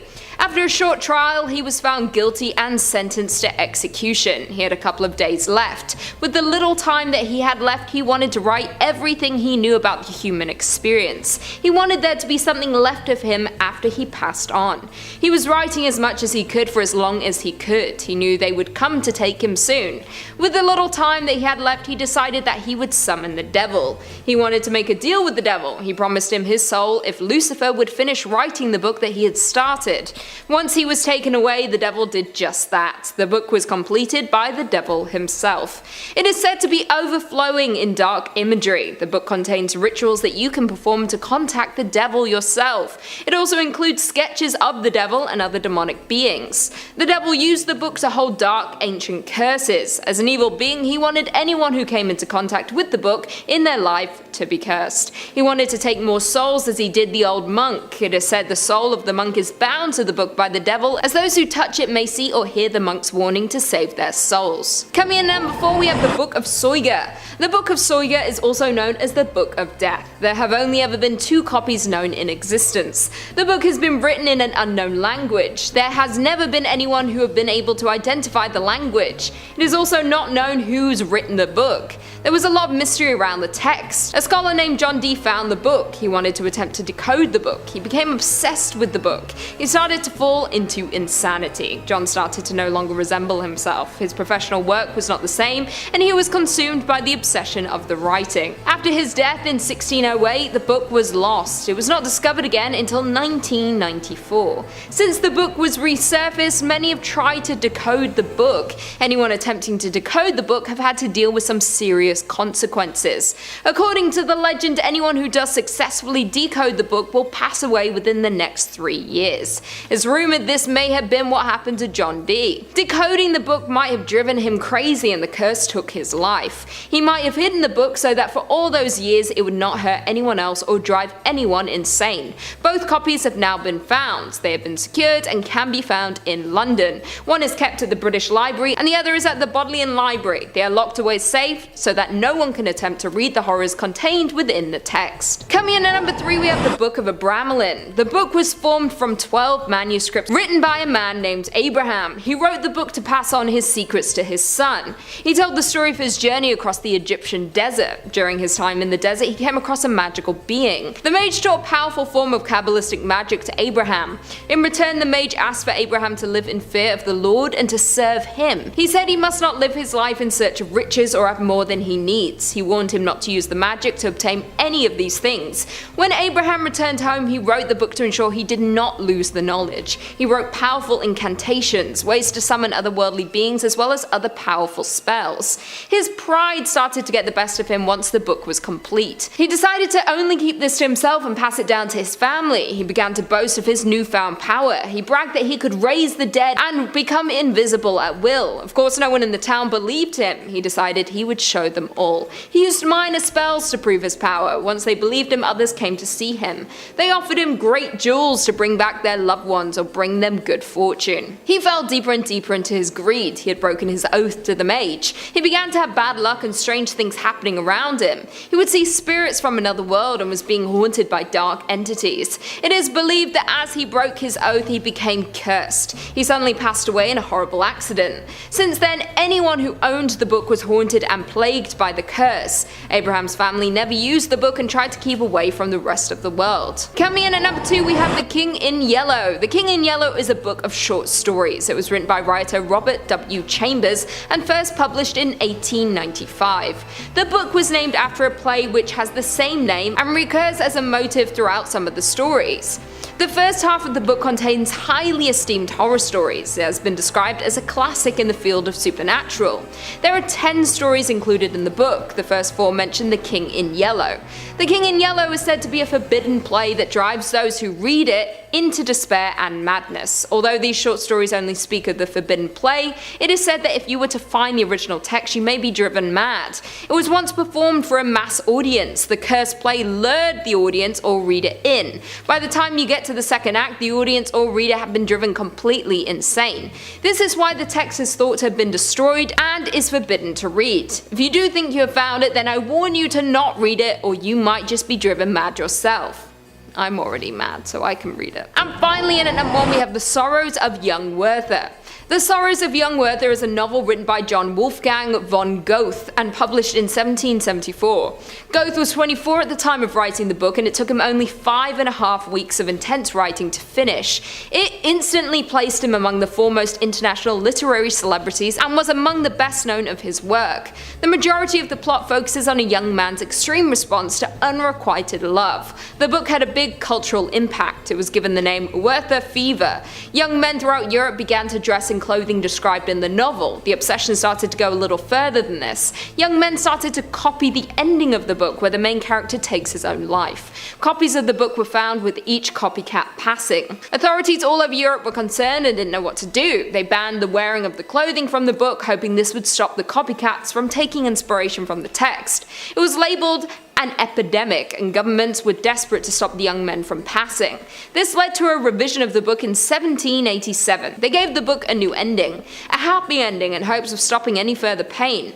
In the new ending, a friend learns of his plans to hurt himself and stops him. The young man then learns how to become a part of society and goes on to live his life. The original copy of the book was banned. It is said if you read it, even today, you will be cursed and driven mad to the point of copying the steps of the young Werther. The new version of the book stopped the epidemic, and more books were given a happy ending to not cause such a disaster again. In at number 5, we have The Orphan Story. The Orphan Story was published in 2018. However, the writing of this novel was started 400 years earlier by Martin de Leon Cardenas. Martin was not just any writer, he was a monk who broke his sacred vow. He wrote the majority of the novel between 1608 and 1615. There is a rumor of a curse surrounding the novel. The reason the book was not published until 2018 was due to everyone involved in the book mysteriously dying. The curse is rumored to have been attached to the book when the monk broke his sacred vow. He was the first to die before he could finish writing the story. It was Belinda Palacios who rediscovered the manuscript hidden in the archives of the Hispanic Society of America in 1965. She was determined to finish the book and have it published, but was deterred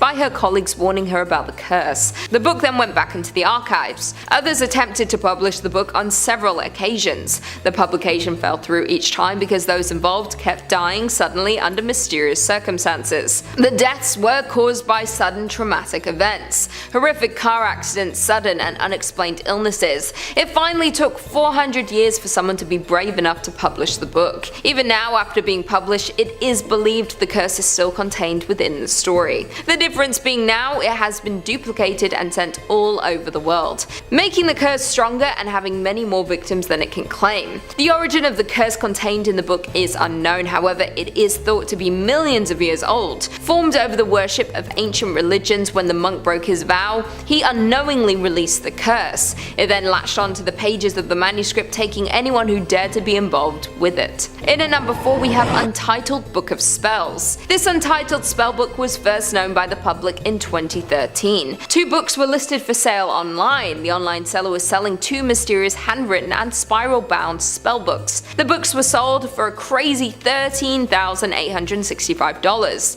Once sold, the seller sent a warning to the buyers saying, "To those not of the craft, the reading of this book is forbidden. Proceed no further, or justice will exact a swift and terrible retribution, and you will surely suffer at the hand of the craft." The warning means that if you do not study witchcraft and you attempt to study or perform anything within the book, you will be cursed and will suffer. These spells were believed to have been written by a high priestess of Wicca named Persephone Adrasta Irene sometime in the early 1960s. It is believed that she ran her own coven, keeping to herself in an area that others avoided. It is believed that spellbooks should always be burned after the witch who wrote them dies. The spells should not be used by anyone if not under the witch's supervision. The 2 books are believed to be reworkings of the original work by someone in the coven. They did not want the work to be lost, so they reworked and created 2 copies of the spells. This is not something that should ever be done. They each contain vast collections of incantations, curses, spells, and enchantments. There are instructions on how to summon spirits, demons, and other worldly entities, as well as instructions on exorcism in case something goes wrong during another spell. It is not currently known where the book is or if the buyer is alive or dead. Hopefully they are worthy to study the pieces, otherwise they may have cursed themselves. In at number 3 we have the Lesser Key of Solomon. The Lesser Key of Solomon is another book of spells. It is known as a cursed book of demonology. The author is unknown, as is usually the case with cursed books. Some say it is compiled from various texts gathering information from the most powerful spell books. It was first found in the 17th century. Since then the book has been published and can even be found on Amazon. But think before you purchase. The book contains passages on how you could conjure the dead, demons, or lost spirits. Once summoned, it also tells how you can use these spirits for your own bidding. Ancient texts are often rumored to be cursed. The same can be said for this one, with tragedy and bad luck following the book. This book, unlike the other spellbooks, includes unique spells that others don't often mention. For example, it includes how to make yourself invisible or locate missing items. There are recipes for love potions and even liquors of persuasion. It seems there is nothing that you cannot achieve if you bought this book. This may be by design, promise those desperate for success or wanting something out of reach that they can have anything they want, all for a price of a book. You should get lots of sales. But this is definitely not a book that you should want to own. It is apparently so cursed that it will doom anyone who has it on their bookshelf. There have been claims of various hauntings surrounding the books. The pages of the book reportedly turn on their own if the book is left idle. Others noted the book flying across the room. There are also more concerning hauntings. People have heard demonic whisperings around their home after buying the book, while also seeing shadow creatures in the corner of their eyes. The good news is there is a way to break the curse if you have already welcomed it into your home. It has been claimed that the way to dispose of the book is to burn it to ashes. Once you dispose of the ashes, you should be free of the curse, unless of course you use one of the spells wrong and something has backfired. In at number 2 we have the Voynich manuscript. The Voynich manuscript is known to be one of the most mysterious books in the world. It is unknown who the author was or when it may have been written. It is 240 pages long. It is written cryptically in an indecipherable language. It is also full of strange, elaborate illustrations. The book is one of a kind. It has attracted many great minds over the years, all driven crazy after not being able to crack the code. The book is named after Wilfrid Voynich. He founded a secondhand store in London. He was traveling in Rome during 1921 looking for books for his store. During his trip, he discovered the manuscript. He gave the manuscript his name due to its mystery. He realized he had stumbled upon something very, very special. The only indication of the book's past was a letter found along with the book. The letter stated it was written in 1665. It spoke about how the manuscript had once belonged to the Holy Roman Emperor Rudolf II, who reigned from 1576 to 1612, meaning it is at least 450 years old from what we know of. As most of the contents are unknown due to being unreadable, it is unclear exactly what the purpose of the book was. It is, however, believed that the book carries a curse of the old ones. This book may contain secrets of the ancient ones. This would explain why no one understands the language. It is an ancient dialect that no one alive today could comprehend. Some believe that if you did happen to crack the code, the curse would then be released. Even so, many have continued to try. Hopefully no one ever does. If you spoke the words out loud, it might release an evil onto the world we could never stop. And finally, in at number 1 we have the Necronomicon. The Necronomicon book is said to be bound in human flesh and inked in blood. It is a book of nightmares containing the darkest curses. Roughly translated, the title means an image of the law of the dead. It is said to even contain the power to resurrect the dead and summon ancient creatures. It is said that those who have read the book have turned insane or even died upon finishing the book. The story is that the book was written by Abdul al-Hazred and is over 1,000 pages long. Obviously, it is the most haunted, cursed and doomed book in the world. It has even made appearances in various horror films including Evil Dead and Friday the 13th. Of course, not a lot is known about the particular curses due to those who have read them no longer being around, but what we do know is that the original texts have the power to end humanity. If anyone was to survive the reading or survive performing one of the curses, they may summon one of the old ones. The old ones are the ancient creatures who ran the world before humanity, creatures like Cthulhu, who if awakened would destroy the earth before we could even think about stopping them. People who have been tempted to bring back their past loved ones have turned to the Necronomicon for answers, only to be driven mad the further into the book they read. The book does contain the power to bring back loved ones, but you would have to survive losing your own mind and soul along the way. Most copies of the book were destroyed for obvious reasons, but not all of the contents are lost forever. If you're brave enough to read any of the dark curses inside, there is a copy located in Massachusetts Miskatonic University. Just be careful what you read into, it could be the last thing you ever do.